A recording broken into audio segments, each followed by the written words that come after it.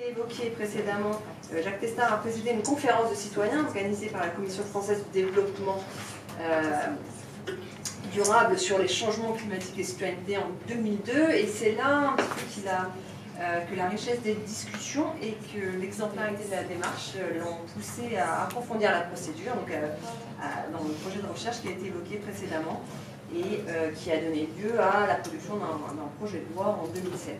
Donc je vous propose de donner la parole quelques minutes et puis après on passe à l'échange avec la salle. Et on aura jusqu'à 12h20 pour pouvoir échanger tous ensemble. Bien, merci Aude. Effectivement, moi j'ai viré ma cutie sur la démocratie participative en 2002 avec cette conférence de citoyens sur le climat, déjà, par laquelle j'ai été complètement bluffé sur les possibilités qu'ont des citoyens ordinaires de dire des choses intelligentes, auxquelles même les experts n'avaient pas toujours pensé. Et je voudrais signaler tout de suite que là, on a parlé de convention de citoyens, de conférence de citoyens. Je pense que dans votre esprit, ça doit être un petit peu confus. La convention de citoyens, comme l'a rappelé tout à l'heure Dominique Rousseau, le terme, on l'a inventé en 2007, pour qualifier une procédure qui est très formelle, qui est finalement la rationalisation de ce qui a été connu sous le mot de conférence de citoyens inventée par le Parlement danois.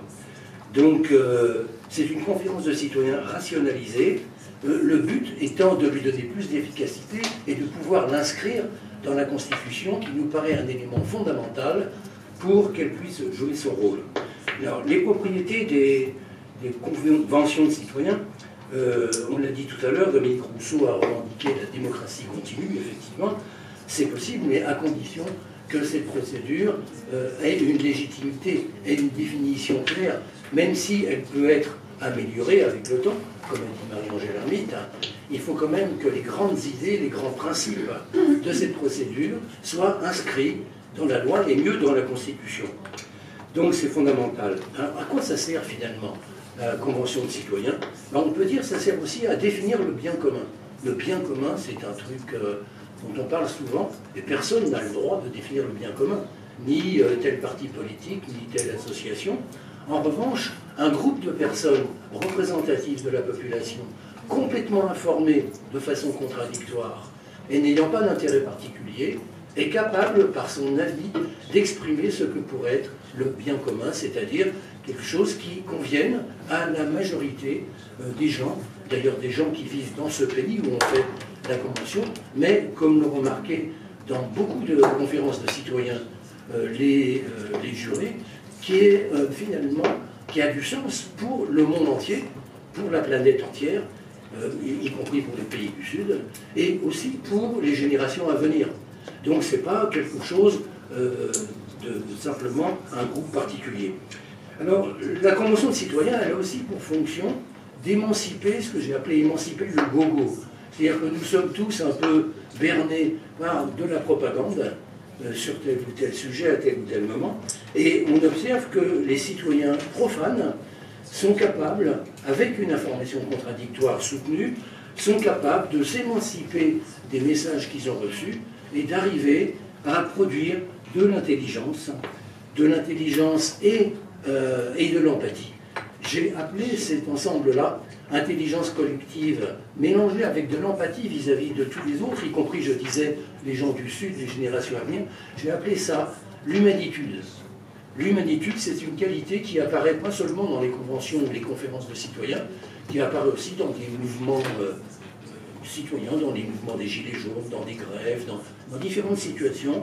C'est quelque chose de très important qui est l'expression du meilleur de l'humanité. L'intelligence et l'empathie étant vraiment des caractéristiques qu'on croit humaines. C'est aussi un exemple pour toute la société, ces conventions de citoyens. Parce que tous les gens, bien sûr, qui n'ont pas été tirés au sort parmi les 2 ou 3 dizaines de personnes impliquées, peuvent très bien se repérer à la vie des citoyens pour dire, enfin, ces gens-là, ils sont comme moi, ils n'ont pas d'intérêt particulier, ils défendaient rien, ils ont travaillé pour moi, et finalement, ce qu'ils disent, ça doit être la vérité, et ça peut me servir. Et cet avis est beaucoup plus crédible que n'importe quelle proposition d'un groupe politique, par exemple. Donc, Simplement, moi, je suis un peu comment dirais-je, enfin, je suis très fanatique des conventions de citoyens. On me le reproche quelquefois, y compris mes amis proches. Et je dirais par exemple que quand Pauline Véron nous explique que la ville de Paris a un panel de dispositifs, elle s'en réjouit, c'est bien parce qu'on a plusieurs choses. Mais pourquoi avoir plusieurs choses un peu boiteuses plutôt que d'en avoir une qui soit parfaitement définie, même évolutive, telle que la Convention de citoyens, qui, je vous le rappelle quand même, a une définition très très stricte, celle qu'on a donnée dans le projet de loi de 2007, que nous avons travaillé ensemble. C'est quelque chose d'assez strict, d'assez formel, que n'ont pas, par exemple, les conférences de citoyens, qui sont chaque fois différentes, et que n'ont pas les panels de citoyens, les jurys citoyens, où chaque fois l'organisateur improvise et change quelque chose. Donc il faudrait peut-être mieux travailler à un dispositif qui, bon, ne sera pas jamais parfait, mais qui approche, qui tend, qui a la volonté d'aller vers la perfection, plutôt, donc à une procédure exemplaire, plutôt que de multiplier des dispositifs qui, finalement, ne font peut-être pas une vraie démocratie. Bon, je voudrais quand même parler ici de un peu la convention citoyenne, c'est comme ça que Macron l'a appelée, sur le climat qui se déroule actuellement. Pour dire quelques petites choses, on a été abreuvé d'informations sur le mode de désignation des citoyens par tirage au sort. Ça semble effectivement irréprochable, même si, comme Bendit a été tiré au sort, ce qu'on ne s'explique pas. Mais il y a des choses qui me surprennent. Quand on entend les organisateurs parler dans les médias, ils nous parlent, le but c'est la recherche du consensus.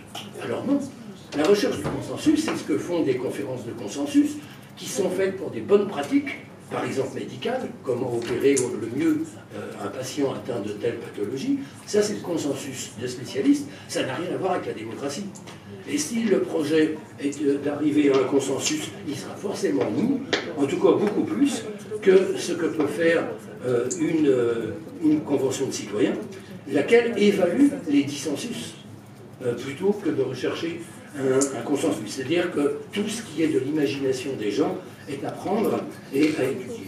Toujours dans cette convention citoyenne, il y a 150 tirés au sort. C'est beaucoup. D'habitude, c'est plutôt 15-20 personnes, parce que c'est mieux pour animer les groupes. Alors, on nous répond, mais il y a 5 groupes. Et ces 5 groupes vont travailler, donc des groupes de 30, j'imagine, vont travailler chacun sur des thématiques, mais au bout du compte, c'est bien l'ensemble des 150 qui va donner un avis. Ça veut dire que ceux qui n'auront pas été au courant, les 4/5e, vont très très vite être informés et n'auront pas travaillé le sujet. Donc c'est un peu boiteux, à mon avis personnel. Par ailleurs, la formation n'est pas du tout explicitée. On nous parle d'un comité de gouvernance, mais pas d'un comité de pilotage. On ne sait pas bien ce que c'est. On nous dit un peu les gens qu'il y a dedans, mais on ne dit pas comment c'est établi le programme de formation qui est actuellement en cours. Et si cette formation est vraiment et honnêtement contradictoire. Je le souhaite, c'est possible, mais ça n'est pas clair. Enfin, je dirais qu'il y a quelque chose quand même qui cloche, c'est qu'on prétend qu'il y a l'anonymat des jurés, ce qui est indispensable pour éviter les pressions exercées par différents lobbies. Bon, il y a l'anonymat des jurés, mais ils sont tous en photo dans les magazines et à la télé. Donc c'est quand même un peu difficile à prouver.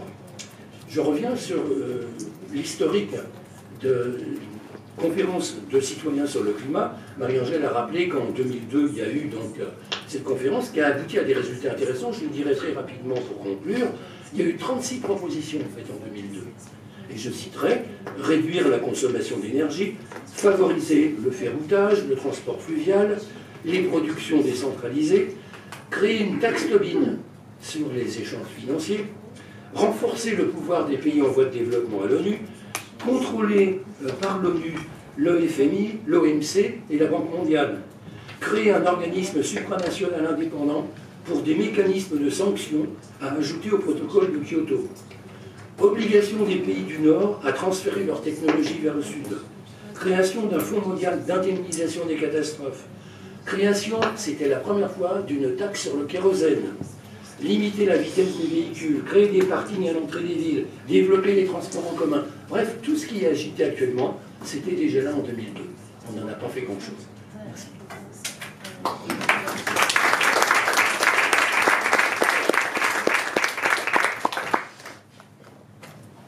Merci. je vous propose de prendre les questions, que chacun puisse allumer le petit micro devant soi. On va peut-être prendre 2 ou 3 questions et une salve de réponses. Voilà, alors j'aimerais poser une question assez importante. Une des raisons de la défiance citoyenne face à la démocratie représentative, c'est qu'on perçoit et on voit clairement que les élus sont capturés par des intérêts privés. On a besoin d'argent pour être élu, on veut être réélu. Si ces conventions citoyennes ne sont pas décisionnaires, pourquoi a-t-on raison de croire qu'elles vont aller contre les intérêts privés? Il semble qu'il y ait une idée un petit peu naïve que les élus ne savent pas ce qui est bon pour les gens, ne comprennent pas. Or, il y a des conflits d'intérêts très simples, c'est-à-dire que les multinationales ont des intérêts qui ne sont pas, compatibles avec, par exemple, l'écologie et des aspects comme ça. Donc, est-ce qu'il ne faudrait pas donner un pouvoir décisionnaire, c'est-à-dire articuler? Et il me semble que dans la Grèce antique, justement, ces expériences, il y avait un équilibre de pouvoir où ces assemblées tirées au sort avaient un certain pouvoir décisionnaire. Alors j'aimerais savoir pourquoi on ne parle jamais de ce pouvoir décisionnaire. Merci. Merci. Encore une question. Bonjour. Je suis membre du CESE pour éviter tout malentendu. Et une chose que je peux dire par rapport au problème de ça, c'est que le CESE n'est pas vraiment, c'est pas lui qui a pris des décisions sur la Convention citoyenne. Il s'est battu pour essayer de mettre en œuvre, mais les décisions sur le nombre, etc., ont été prises ailleurs. Ça, c'est pour préciser. Ma question consiste finalement à interroger le terme citoyen dans la Convention de citoyens. Il y a en France des gens qui appartiennent à notre société, mais qui sont en partie des sous-citoyens parce qu'on leur dénie l'effectivité d'un certain nombre de droits. Je pense en particulier aux gens issus, qui vivent dans la très grande pauvreté. Je sais par exemple que une amie d'ATD Carmonde critique dans la Convention citoyenne qui est mise en place aujourd'hui le fait qu'il n'y ait pratiquement pas de citoyens issus de la grande pauvreté dans cette convention, y compris pour des raisons pratiques. Parce que, quelque chose de très bête, quand on rémunère les participants, ceux qui sont au RSA risquent de perdre une partie de leur RSA à cause de cette rémunération. Mais c'est aussi parce que ces gens qui vivent dans la grande pauvreté sont dans une situation telle depuis très longtemps que c'est pas évident pour eux de prendre la parole, notamment s'ils ne sont pas accompagnés. Et par exemple, ATD 40, moi j'ai pu assister à ça, a mis en place des dispositifs qui permettent de prendre la parole. Donc, est-ce que il n'y a pas un problème, y compris dans une convention de citoyens idéale, de voir un certain nombre de membres de la société pas pris en compte de fait, parce que, d'une manière générale, ils sont ignorés, ils ont moins de droits que les autres. Est-ce qu'il y a d'autres questions dans l'assistance? Oui. Je n'ai pas dit tout à l'heure, mais si les gens sont d'accord pour se présenter très très brièvement et poser une question. Oui, c'est Laurent moi je suis au service de la recherche au ministère de l'écologie. C'était c'est plus un complément par rapport à la remarque précédente, c'est que on n'a pas tellement questionné ce terme de citoyen, il y a aussi tous les étrangers qui sont... le vote des étrangers aux élections locales est quelque chose qui est réclamé depuis des années, qui est porté à l'agenda, qui n'est jamais mis en œuvre. Est-ce que ces dispositifs ne sont pas aussi des moyens d'intégrer les personnes qui n'ont pas le droit de vote aujourd'hui? Et ça n'a pas été abordé. Donc, alors, je ne sais pas si c'est un non-dit ou pas, mais quand on parle de citoyens, en fait, le terme, c'est ceux qui ont le droit de vote, et il y a tout un tas de personnes qui n'ont pas le droit de vote, continue à nier rien que dans l'expression même du terme citoyen qu'on met à toutes les sauces aujourd'hui. Est-ce que vous voulez répondre? Qui veut répondre? Bon, je me lance. Sur la première question, la forme représentative de la démocratie, vous l'avez dit, fait qu'aujourd'hui, les décisions sont prises par les élus. Et dans les décisions prises par les élus rentre toute une série de considérations, notamment le souci d'être réélu, notamment le souci de répondre aux intérêts des groupes de pression qui s'exercent à l'Assemblée nationale, de sorte que la part de l'intérêt des représentés dans la décision prise par les élus conduit à ce que les représentés ne se retrouvent plus dans le contenu des décisions des représentants, puisque les représentants ont oublié le souci des représentés. Et par exemple, une manière d'y répondre, c'est au niveau d'initiative. Jusqu'à présent, qui décide de l'agenda, de ce qui est important à discuter, ce sont les élus. Donc c'est important que l'initiative des conventions de citoyennes vienne des citoyens, dans la mesure où c'est eux qui vont fixer désormais l'agenda du politique. Il est peut-être plus important de discuter de ce qui se passe en Kurde que de l'affaire du pont de Ligonnès. Quand on voit l'importance qui est donnée à ces différents. Pour les conventions de citoyens, on est dans un moment où il faut, si je suis réaliste, pragmatique, il faut articuler la démocratie délibérative avec ce qui émerge de la démocratie, ce que j'appelle, moi, continue, ou participative si on veut, mais je préfère le mot continu. Est-ce que les conventions de citoyens ont un pouvoir de décision? Théoriquement, je serais pour qu'elles aient un pouvoir de décision. C'est tellement difficile, vous l'avez rappelé, les élus résistent tellement qu'aujourd'hui, peut-être pour être réaliste, il faut que simplement obliger les institutions de la démocratie représentative à délibérer, à ne pas mettre des avis rendus par les conférences de citoyens dans un placard, mais un tiroir, mais à en délibérer publiquement avec l'obligation de prendre une décision, une loi ou éventuellement donc un référendum, comme l'a rappelé mon collègue tout à l'heure. Donc les conventions de citoyens pourraient aujourd'hui s'introduire, être un moment de transition dans le processus de fabrication de la loi.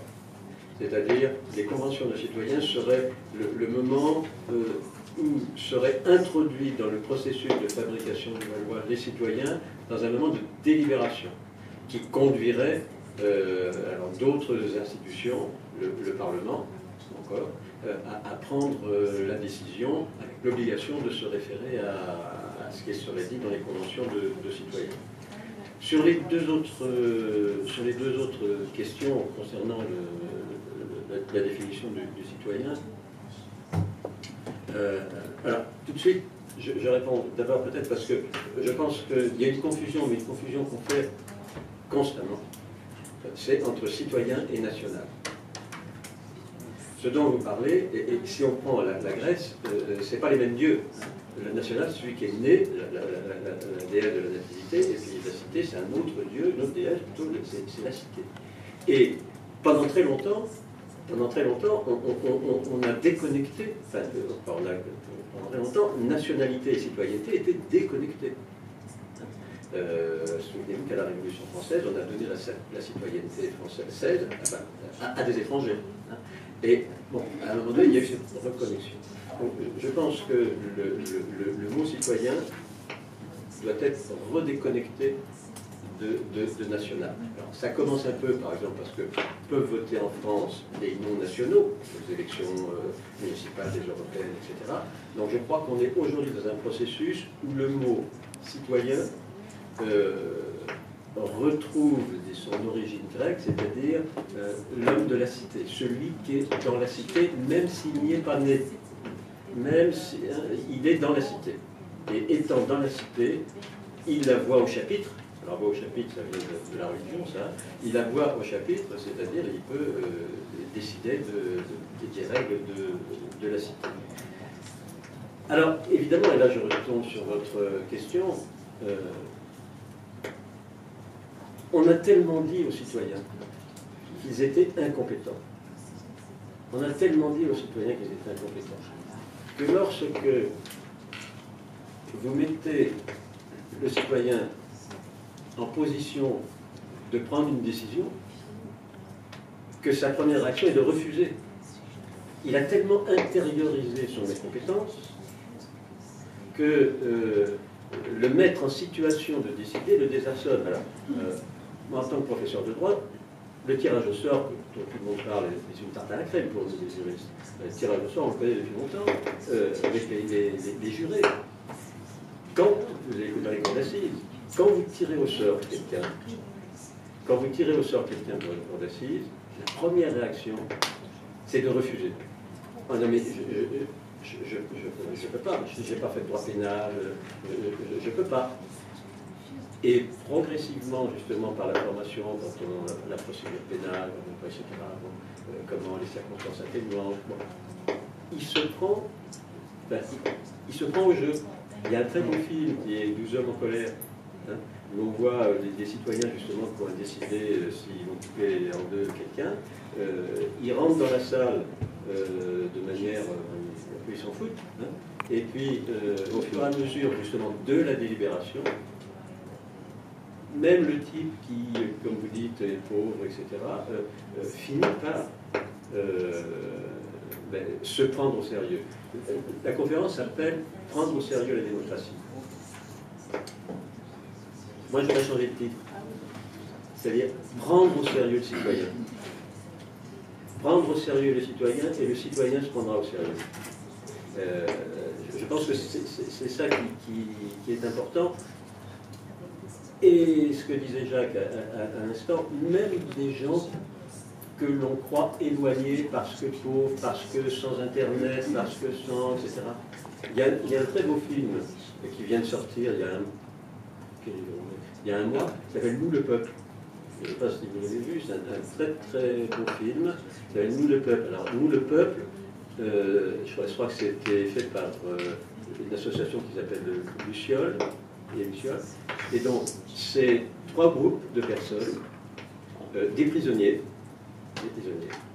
un groupe de femmes de Villeneuve-Saint-Georges et des collégiens d'un lycée, je ne sais plus lequel, de la région parisienne. Ces 3 groupes ne se sont jamais vus. Et on leur a demandé de rédiger une constitution. Et par Skype, ils ont communiqué par Skype. Et c'est assez extraordinaire. J'ai participé, j'ai été invité à présenter ce film. C'est assez extraordinaire de voir que ces femmes de Villeneuve-Saint-Georges, par exemple, qui, pour certaines, ne savent à peine écrire, qui n'osent pas parler la parole, qui ne vont pas prendre la parole au début, et qui vont prendre la parole. Et quelle est la première chose qu'elles vont dire? C'est des récits de colère. C'est des récits de colère. C'est ce qu'a fait un peu Rosan Vallon sur le Parlement des Invisibles lorsqu'il a donné à certains la possibilité de s'exprimer. Alors évidemment, pour un juriste, après, si vous voulez, qu'est-ce qu'on fait de ça? Parce que quand on leur disait qu'il faut rédiger une constitution, ces femmes, elles nous racontaient le malheur de la cité. Comment elles étaient obligées de se servir de boucliers pour empêcher que leurs enfants soient pris par les grands frères pour la drogue, etc. Et après, donc, elles arrivaient, partant de ce récit de colère, à formuler des propositions. Et on a obtenu qu'elles soient auditionnées par un groupe de l'Assemblée nationale. Alors, ce que vous disiez, on a demandé à ce qu'elles soient reçues par l'Assemblée nationale, par la commission, la présidente de la commission, madame, je ne sais plus comment elle s'appelle, qui a refusé. Elle a refusé de les recevoir. Et c'est un groupe de députés, alors, toujours, parce qu'on dit, des prisonniers, ils sont en prison, c'est quand même pas eux qui vont faire la loi, ils sont en prison. Bon. Ces femmes de Villeneuve-Saint-Georges, vous avez vu comment elles sont habillées, comment elles parlent, c'est quand même pas elles qui vont faire la loi. Et donc, la présidente a refusé une lettre absolument extraordinaire de refus défense de la forme représentative de la démocratie. Et ce groupe a obtenu finalement d'être reçu par des députés. Et donc il y a une confrontation entre ces trois groupes et les députés parfaitement intéressante. Donc je pense, si vous voulez, que bien sûr, les citoyens aujourd'hui ont tellement intériorisé leur incompétence que c'est très difficile matériellement, psychologiquement, politiquement pour eux de passer immédiatement à un niveau de production normative correct. Mais c'est pas grave. Justement, ce qu'il faut, c'est permettre que les expériences que ces gens-là vivent et qui sont inconnues des élus, que ces expériences de la vie quotidienne, dans leur activité professionnelle ou en prison, ça puisse sortir pour devenir les normes de la cité qui ont été élaborées par eux-mêmes. Excusez-moi de m'arrêter. La question du pouvoir décisionnaire et de la Grèce antique, alors la Grèce antique est souvent très très mal comprise, eu égard au fait qu'on plaque notre vision représentativiste sur leur système. Les tirés au sort en Grèce antique, ils ne prennent pas de décision finale. Ils préparent, ils administrent, ils exécutent, mais l'organe souverain en Grèce antique, ce n'est pas l'assemblée tirée au sort, c'est l'assemblée de tous les citoyens, qui est l'ecclésia, qui se réunit sur la place physique et qui vote. Donc, un système où l'assemblée tirée au sort a le pouvoir souverain, ça n'a jamais existé. Donc si on peut tester, je ne suis pas contre, mais ça n'a jamais existé. Et bon, moi, la théorie que j'en fais, c'est que précisément, c'est ce que j'appelle la légitimité-humilité, étant donné que contrairement aux autres modes de sélection des représentants, qui peuvent être l'élection, la certification, la nomination, etc., eh bien, il n'y a pas d'affirmation de supériorité dans l'acte de tirage au sort. L'acte de tirage au sort est un acte horizontal, et vous n'êtes pas sélectionné en tant que tiré au sort parce que vous êtes supérieur au groupe, mais parce que vous êtes un membre du groupe. Vous êtes à égalité avec les autres membres du groupe. C'est pour ça que vous êtes sélectionné, parce que vous êtes dans le groupe, et vous n'êtes pas supérieur. Donc, à moins de greffer ce qui n'existe pas, et même en Grèce antique, les historiens, à part quelques-uns, mais sinon les autres sont assez d'accord pour dire qu'il n'y avait pas de dimension religieuse directement dans la pratique du tirage au sort politique, et bien, à moins de penser que le hasard c'est un acte divin de souveraineté et de légitimation, il n'y a pas de logique à conférer la souveraineté à une assemblée tirée au sort. Donc c'est proposé quand même, parce que précisément on plaque la vision représentative aux assemblées tirées au sort, et donc dans les propositions, il y en a un certain nombre de parlements tirés au sort, exclusivement ou pas exclusivement, il y a une vision de délégation de la souveraineté. Mais si on est fidèle à l'idéal antique de démocratie, ou plutôt, pour reprendre le terme de Cassiodis, à la germe du système athénien et de l'idéal athénien, c'est une articulation avec le processus de référendum que vous voulez, puisque l'ecclésia, c'est ça, l'ecclésia, c'est la démocratie directe. Donc, moi, voilà, donc pour moi, la question d'institutionnalisation que j'ai esquissée à la fin, c'est vraiment la question de à quelle articulation on va assister, puisque pour la légitimité et l'humilité, c'est super, mais ça, étant donné que c'est une légitimité trop faible pour vivre toute seule, ça a besoin d'autres éléments dans l'écosystème des légitimités. Donc il y a la légitimité des experts qui viennent donner de l'expertise, il y a la légitimité des élus qui viennent appuyer les recommandations, et puis il y a la légitimité quantitative du référendum populaire qui vient valider ou pas les propositions. Ça a été le cas en Irlande par exemple, ça a été le cas en Islande, c'était comme ça au Canada. Le mode dominant dans l'Assemblée citoyenne, c'est quand même une articulation avec les référendums.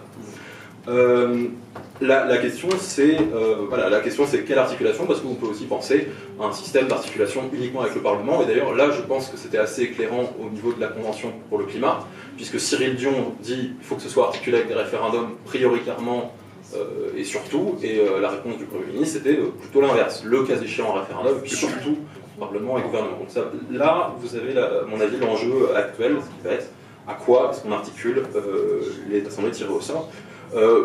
La chose qui était proposée par les membres de la Convention, par le comité de gouvernance de la Convention, c'était que l'Assemblée elle-même décide ce qui va où.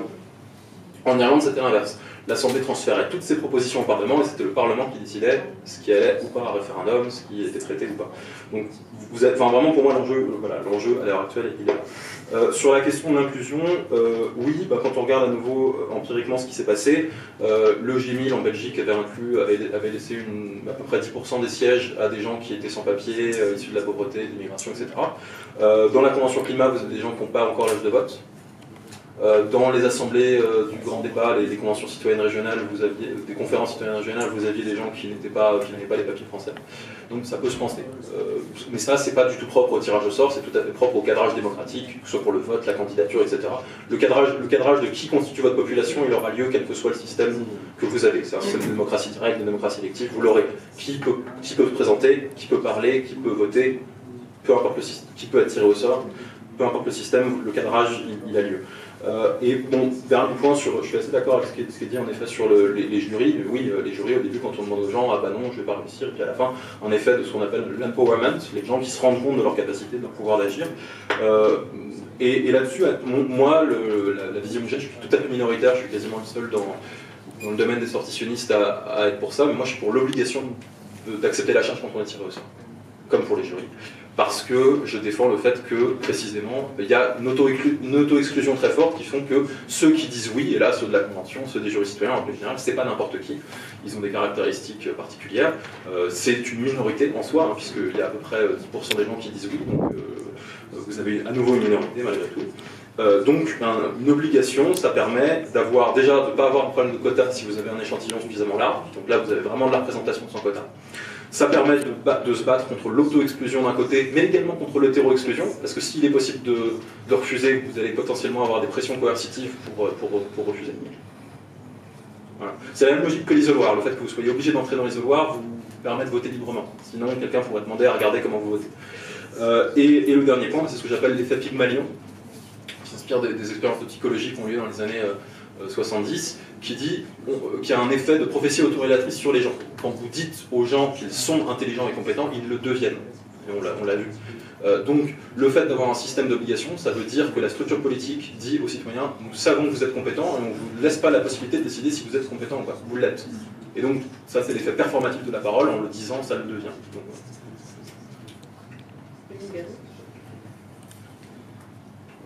oui, sur le caractère obligatoire des points de vue, des avis qui pourraient être mis en place, je voulais juste redire à quel point je pense qu'on en est loin malheureusement, parce que par exemple déjà si en tant que collectivité on met en place un dispositif de pétition, comme on l'a fait aussi à Paris, qui permet de saisir le conseil municipal d'un sujet qui est débattu, donc ça on peut le faire. On n'a pas le droit de dire que on va adopter le contenu de la pétition. Il faut, en tant qu'élu, on n'a pas le droit de dire qu'on se sent lié par le point de vue des citoyens. Par exemple, si on veut organiser un référendum local, la maire n'aura pas le droit de dire si jamais les citoyens votent pour cette proposition, alors je l'appliquerai forcément. Grenoble a voulu le faire, a mis en place un référendum local en disant qu'il tiendrait compte, quoi qu'il en soit, du résultat du référendum local, et le préfet a attaqué la décision du maire. Donc nous, on voudrait pouvoir faire ça, parce que si on fait des référendums locaux, on voudrait pouvoir donner notre position avant le vote, dire, bah, en tout cas en disant, quoi qu'il en soit, le résultat du vote, on le respectera et on appliquera le résultat du vote, mais en tant qu'élu, on n'a pas le droit. C'est pour vous dire à quel point, quand même, dans notre état d'esprit, dans notre législation, on a des bâtons dans les roues, même nous, en tant qu'élus, parfois pour faire certaines choses dans le domaine de la démocratie participative. Et, on a été auditionnés à l'Assemblée nationale par des députés qui voulaient essayer de faire un peu évoluer ça, mais c'est complètement lettre morte. Sur la participation des personnes précaires, nous, on l'a fait en s'appuyant sur des associations qui sont déjà présentes dans les quartiers populaires. On leur a demandé, on les a missionnés, les centres sociaux ou certaines associations qui se spécialisent aussi dans la participation citoyenne, d'aller dans les lieux de vie, dans les lieux des centres sociaux, les maisons des jeunes et de la culture, pour aller expliquer, par exemple, le budget participatif, et pour s'assurer qu'il y ait des projets qui soient déposés dans ces quartiers-là. Parce qu'on savait que dans un certain nombre de quartiers, les Parisiens sauraient tout à fait se saisir d'une plateforme numérique pour dire dans ma rue, dans mon quartier, je voudrais ceci, cela. comment faire pour que dans certains quartiers qui en ont d'autant plus besoin, les habitants se saisissent du dispositif. Donc on a subventionné des associations dans ces quartiers-là, et on a fléché 30% de notre budget participatif qui doit obligatoirement se mettre en place dans les quartiers populaires. Ce qui fait qu'en fait, on a un dispositif qui fait remonter des projets qui sont situés dans les quartiers politiques de la ville, quand bien même ils auraient moins de voix que d'autres projets, mais il y a une espèce de prime à ces projets-là pour s'assurer d'une certaine représentativité de... C'est à peu près 30% des Parisiens qui vivent dans un quartier dit politique de la ville, populaire, et donc on y arrive comme ça. Et puis on a intégré aussi, avec les associations qui interviennent auprès des personnes précaires, le fait qu'ils maintenant ils siègent dans un certain nombre de nos dispositifs qui prennent les décisions dans le domaine des politiques publiques sociales. C'est pas évident, mais on a des personnes qui étaient précédemment à la rue, qui participent dans des commissions territoriales, des commissions sociales de territoire. Et puis, un mot sur la participation des non-français. Au budget participatif, donc les non-français, bien sûr, il suffit d'être parisien pour participer et voter, ainsi que pour avoir sa carte de citoyen de Paris. Et d'ailleurs, j'ai remarqué qu'il y avait énormément de Parisiens qui vivent à Paris depuis très longtemps, qui sont étrangers et qui ont pris leur carte de citoyen, parce que c'est la première fois qu'ils avaient un document un peu officiel de reconnaissance de leur appartenance à la collectivité parisienne. Mais on va un peu au-delà, puisqu'on autorise les enfants à participer et à tous nos dispositifs. Et on a mis en place un budget participatif dans les écoles et dans les collèges. Et pourquoi je parle de ça? Parce que dire aux enseignants et aux directeurs d'école que ce sont les enfants qui vont choisir des projets, qui vont voter pour des projets pour leur école, c'est quand même une petite révolution dans notre société. Et aujourd'hui, on parle beaucoup de la possibilité donnée aux citoyens en France de participer à différents dispositifs de participation citoyenne, mais quid de notre culture participative de manière générale, quand on voit comment le management à la française dans les entreprises, quand on voit comment encore aujourd'hui l'organisation de l'enseignement se fait, avec des cours magistraux, avec même une façon d'organiser la classe, qui fait que si on ne prend pas les choses un peu à la base, et si on ne construit pas des citoyens à qui on reconnaît tout de suite le fait que c'est légitime de prendre la parole, c'est légitime d'avoir un point de vue, que tout le monde a un point de vue sur la façon dont on s'organise collectivement, et que ça c'est pas introduit à la base dans notre éducation, dans la façon dont on envisage notre société, alors ça va prendre, c'est sûr, beaucoup de temps, parce que pour pouvoir convaincre les gens que oui, ils sont légitimes, ils ne sont pas totalement nuls pour comprendre comment tout ça s'organise et avoir un point de vue, ben, je pense que on gagnerait du temps si on pouvait le dire dès le départ aux enfants. Et on a énormément de batailles à mener, je pense, dans notre société là-dessus, encore aujourd'hui, même si, malgré tout, l'esprit de mai 68 a quand même, heureusement, changé beaucoup de choses dans notre société. Et je pense qu'il reste encore une structuration extrêmement pyramidale des choses qui se retrouvent dans la politique et que l'on voit ailleurs. Tom Wakeford from the ETC Group, which is an international think tank on new technologies, and my role there includes participatory processes on new technologies. My question relates to something that's come up this morning around who sets the question, who frames the issue behind these processes and can ensure the result of the process is implemented. Dimitri, your presentation mentioned the Irish referendum and the Citizens' Assembly around women's right to abortion. And as I understand it, one of the key aspects of that whole process wasn't just a centre-right government wanting to avoid blame for a decision, but it was a very powerful women's movement and a coalition government where the women's movement was represented in a key moment around whether the coalition would survive. So there, the grassroots movement decided how the issue was framed for the referendum and had the power in government to ensure that it was implemented.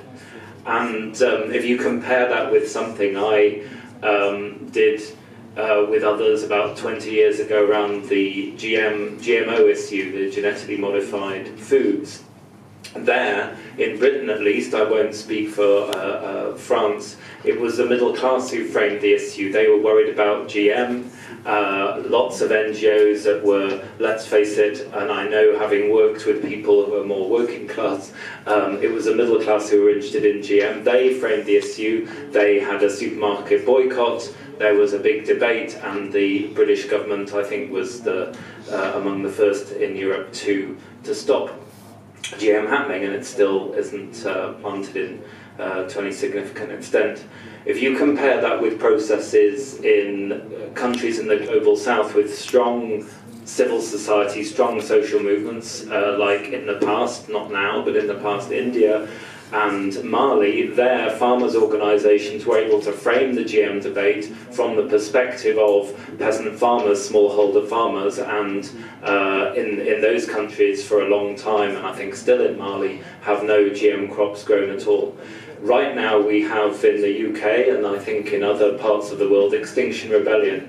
Now they have proposed a citizens' assembly. They have all these arrests, I think over 2,000 arrests now.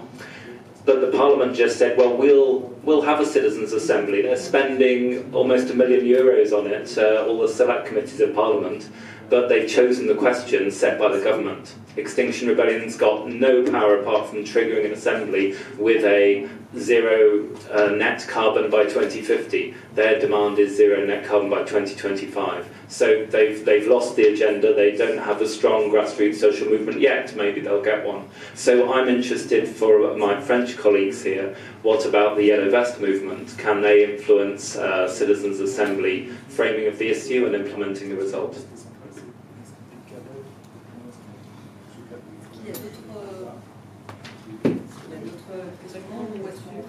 là-dessus et peut-être qu'on clora la session.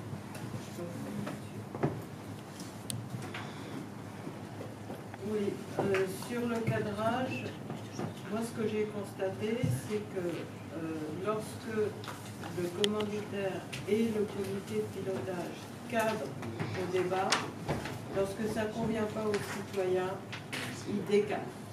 Et donc j'ai vraiment pas beaucoup d'angoisse sur le cadrage.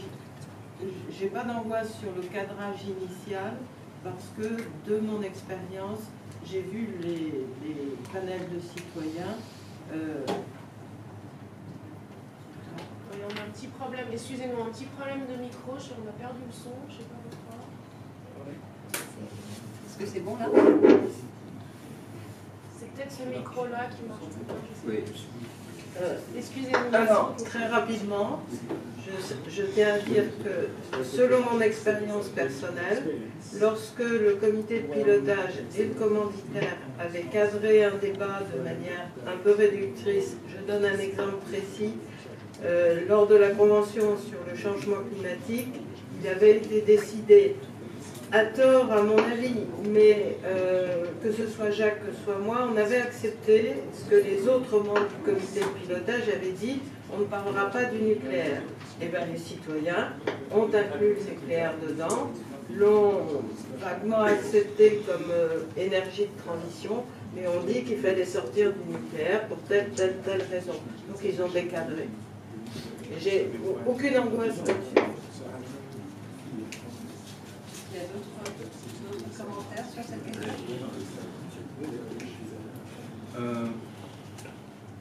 Je réponds en anglais, je réponds en français. Right, so maybe to answer to you in English, it's going to be easier.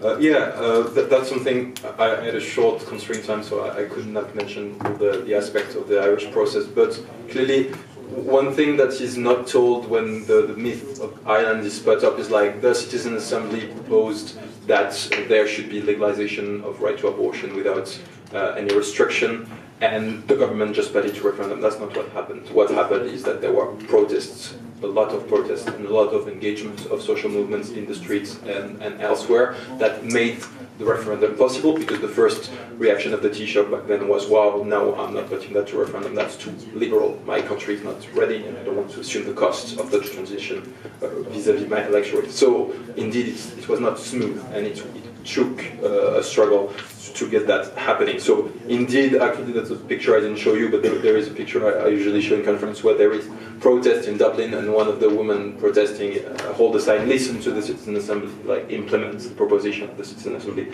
And I think that the proposal of Citizen Assembly in Extinction of Berlin and in the Yellow Vest is something that was present, but I think what also was very interesting in the Yellow Vest is the fact that they articulated demands of democracy with very clear in terms of agenda setting process, which is initiative, which we have in Switzerland. And initiative is, the question is framed by the bottom up, and the government cannot even touch it. Like the question is put by. So I think that in a sense might be a future way to go forward, where there is no question about after touching of the agenda, restricting it. But it's true that on the other hand, the reframing can also happen within the Citizen Assembly. I mean, that's what I told you for the Irish Citizen Assembly when they had to deliberate on climate change. How can we become a leader in tackling? No, how do we meet the objective of greenhouse gas emission that we committed to, that we are not respecting yet? So those two stuff, I think this type of bottom-up quantitative setting of the agenda through signature can be part of the solution, because it has a legitimacy such as the vote. You can have campaign within Switzerland that where you get as many signatures as a member of parliament had to get elected. So there is this legitimacy through quantity and popular mobilization, and at the same time it's an institution. So I think that's one of the problems we have with this type of deliberative debates. They change all the time, they're shape-shifting through context, through places, and the thing is that it leaves a lot of space for arbitrary decision to be made. And I think in order for it to become proper institution, it needs to get out of the arbitrary zone, and I think, for instance, setting a threshold for signature is one of such options. I'm not saying it's the best, but it's one that is clear.